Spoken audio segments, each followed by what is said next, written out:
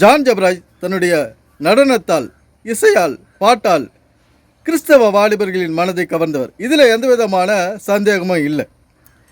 இப்போ இவ்வளவு பாடல்கள், இவ்வளவு இசை, நடனம், இது இந்த காலகட்டத்தில் அதிகமாகிடுச்சு. அவருடைய நடனத்தை நம்ம பார்ப்போம் வாங்க.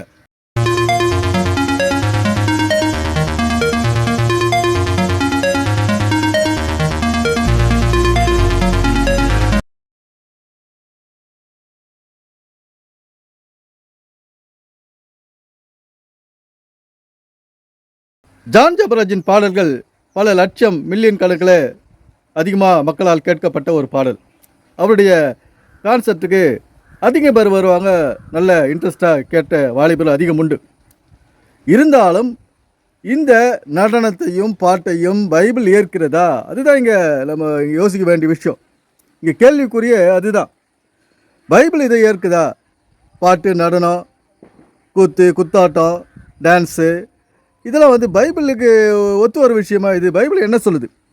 பைபிள் எதை பற்றி மையமாக வச்சு எழுதப்பட்டது பைபிள்? இதை நம்ம ஆராய்ந்து அறிய வேண்டிய ஒரு காலகட்டம்.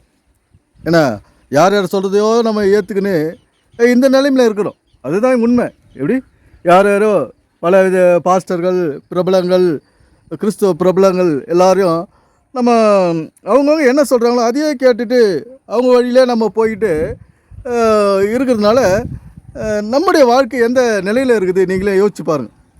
50 வருடமாக நாம் பாட்டை கேட்டுட்டோம், கிறிஸ்துவ பாடல்கள் கேட்டுட்டோம், அது ஆலயத்துக்கு சென்றுட்டோம். ஏன்னா காணிக்கை கேட்டாங்க, காணிக்கையும் கொடுத்தாச்சு. அது நமக்கு பிரயோஜனமா?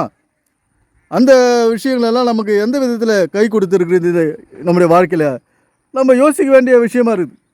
இவ்வளோ கொடுத்துட்டோம், ஆலயத்துக்கு போயிட்டோம், எல்லாத்தையும் பண்ணிட்டோம், நம்முடைய வாழ்க்கையில் சந்தோஷம், சமாதானம் இருக்குதா? அதை நம்ம ஆராய்ந்து பார்க்கக்கூடிய காலகட்டத்தில் இருக்கும் இதெல்லாம். இங்கே ஒரு மனிதன் இப்போ உழைக்கிறான் பாருங்கள், விவசாயம் இது. ஏன்னா ஆனால் ஜான் ஜபராஜுக்கு இந்த அரிசி, நெல் எல்லாம் எப்படி வருதுன்னு தெரியாது. ஆனால் இதில் செஞ்ச பிரியாணியை நல்லா சுவையாக சாப்பிட்டுட்டு கர்த்தர் கர்த்தர் ஏசு ஏசுன்னு பாடிட்டு திரிவார். ஏன்னா இப்போ இந்த நெல் நாற்று அரிசி வருது இதுலேருந்து. என்ன நெல்லாக விதைக்கிறாங்க, மொத்தமாக விதைக்கிறாங்க. எவ்வளோ நெருக்கமாக இருக்குது பாருங்கள். ஏன்னா அதை எடுத்து இந்த பக்கத்தில் நட்டுக்கிறாங்க பாருங்கள், தூரமாக நட்டுக்கிறாங்க. இப்படி ஒவ்வொரு விஷயமும் இந்த காலகட்டத்தில் நம்ம செஞ்சு தான் ஒரு உணவு உற்பத்தி ஆகுது. இங்கே இந்த கஷ்டங்கள், நஷ்டங்கள், வலிகள் எல்லாம் உணராதவர் ஜான் ஜபராஜ். ஏதோ ஒரு ஒரு ஒரு வேளை சாப்பாடாவது அவர் நிம்மதியாக சாப்பிட்ட காலம் இருக்கும். ஏன்னா ஆனால் இந்த மாதிரி கஷ்டத்தில் அவர் பட்டிருக்க மாட்டார். அவமானங்கள், நிந்தைகள் எவ்வளோ பட்டிருக்காரு, அது நம்ம இல்லைன்னு சொல்லலை. இருந்தாலும் இந்த ஒரு கஷ்டம், அந்த வெயிலில் நின்று போராடுறாங்க பாருங்கள். இப்போ இவங்க வாத்து மேய்க்கிறாங்க, வெயிலில் நிற்கணும், அவங்க நிற்கணும், உட்கார கூட மாட்டாங்க. இன்றைக்கி 24 மணி நேரம் காலையிலேருந்து சாயந்தரம் வரைக்கும் நிற்கணும். நின்னா தான் அந்த வாத்துக்களுக்கு உணவு கிடைக்கும். இப்படி அவங்களுடைய தொழிலாக இருக்குது. இப்போ இவ்வளோ கஷ்டம்லாம் அவர் பட்டிருக்க மாட்டார். இந்த விவசாயத்திலேருந்து வெளியே வந்தவங்களுக்கு தான் இன்றைக்கி ஓரளவுக்கு அறிவு வேலை செய்யுது. அப்போவும் சில பேருக்கு செய்கிறது கிடையாது. அதனால் இந்த வாழ்க்கையில் நாம் செய்ய வேண்டிய வேலைகளை தான் இந்த விவசாயத்தை தான் இந்த வேதம் சொல்லுது. இந்த உணவு இல்லைன்னா மனுஷனுக்கு உயிர் கிடையாது. அதனால் இந்த உணவு தரும் விஷயத்தை, விவசாயத்தை தான் பைபிள் விளக்குது. உணவு, வாழ்க்கை, இருப்பிடம், இதெல்லாம் நமக்கு அடுத்தவங்ககிட்ட நம்ம போய் வேலை செஞ்சு கூலி பெற்று அதுக்கு நம்ம உயிர் வாழறோம். ஏன்னா இப்படி இருக்கும்போது இந்த ஜான் ஜபராஜ் மக்களுடைய காணிக்கை காசை வாங்கி போட்டுக்கின்னு அவங்களுடைய நேரத்தையும் காலத்தையும் வீணடிக்கிறது, அது பைபிள் ஏற்குதா? அது நம்ம இன்றைக்கி கேட்க வேண்டிய கேள்வியாக இருக்குது. இன்றைக்கி யார் யார் சொல்கிறதோ நம்ம செஞ்சுட்டு அதெல்லாம் தட்டி கேட்காத அவங்க வழியே போய்க்கின்னு கஷ்டத்துலையும், நஷ்டத்துலையும், வறுமையிலையும், கடன்லையும் இருந்தால் எப்படி? அது இதுக்கெல்லாம் காரணம் என்ன அப்படின்ற நம்ம ஆராய்ந்து அறியணும். அதனால் நாம் செய்ய வேண்டிய வேலைகளை நாம் இங்கே சிறப்பாக செய்யணும். ஏன்னா கடினமான ஒரு வேலை இதெல்லாம். விவசாயன்றதெல்லாம் வெயிலில் நின்று கடினமான ஒரு வேலை. இப்படியெல்லாம் செஞ்சுட்டு செய்கிறதுனால தான் அடுத்த தலைமுறைக்கு நாம் உணவு கொடுக்க முடியுது.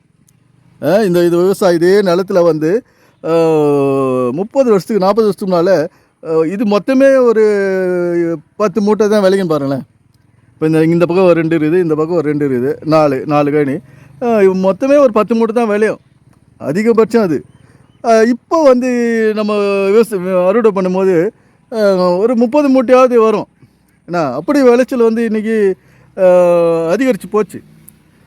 அதெல்லாம் வந்து சும்மா வந்துடல. அந்த காலத்தில் கஷ்டப்பட்டு அதை விடாத செய்ததுனால தான் இன்றைக்கி நம்ம வந்து இந்த நிலைமைக்கு வந்துருக்கிறோம்.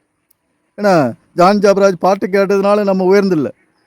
அதனால் பாருங்கள், இந்த கிறிஸ்தவன்றது ஒரு கட்டுப்பாடற்ற ஒரு வழியில் தான் போய்க்குது. இப்போது இது ஒரு வில்லேஜ். ஏன்னா விவசாயம் பண்ணி தான் இங்கே பிழைக்கணும். அப்போது இப்போ இங்கே பாருங்கள், பெந்தகோஸ்தே சபைன்னு ஒன்று இருக்குது. இந்த வில்லேஜில் வந்து இவ்வளோ பெரிய சபை நமக்கு தேவையா சொல்லுங்கள்? இங்கே ஒரு 1000 பேர் கூட இருக்கணும்னா இங்கே இதில் வந்து பல சபைகள், பல சர்ச்சு. ஏன்னா பல சர்ச்சு. காலையில் இப்போ எங்கள் வீட்டு பக்கத்து வீட்டில் ஒரு ப்ரேயர் பண்ணாங்க. அங்கே ஒரு சத்தம் மைக் போட்டு பெரிய அளவில் ஒரு சத்தமாக இருந்தது, இருக்கக்கூட முடியல. அது முடித்த உடனே அடுத்த ஒரு மத வழிபாட்டு தளத்தில் அவங்களுடைய பாட்டை போடுறாங்க. இப்படி மாறி மாறி ஒரு நமக்கு தேவையில்லாதது, நமக்கு ஒரு ஒரு தொந்தரவு தரக்கூடிய வேலை தான் இந்த சாமியை வச்சு இங்கே நடக்குது. எப்படி மனுஷனை நிம்மதியாக விடுறது கிடையாது, ஒரு நல்ல வாழ்க்கையை வாழறதுக்கு விடுறது கிடையாது. இந்த போதகர்கள், பாஸ்டர்கள் அப்படின்றவங்க பைபிள் புரியாதவங்க தான் இப்போ பாஸ்டர். பைபிள் புரிஞ்சவங்க யாரும் பாஸ்டராக இருக்க முடியாது. பாருங்க, மண்வெட்டி.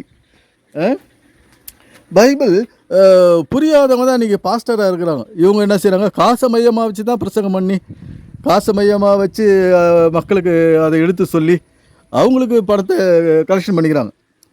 அதனால் நாம் வந்து உஷாரு ஆகிக்கொள்ள வேண்டிய காலகட்டம் இது. எனவே சிந்திப்போம், செயல்படுவோம். நன்றி, வணக்கம் நண்பர்களே.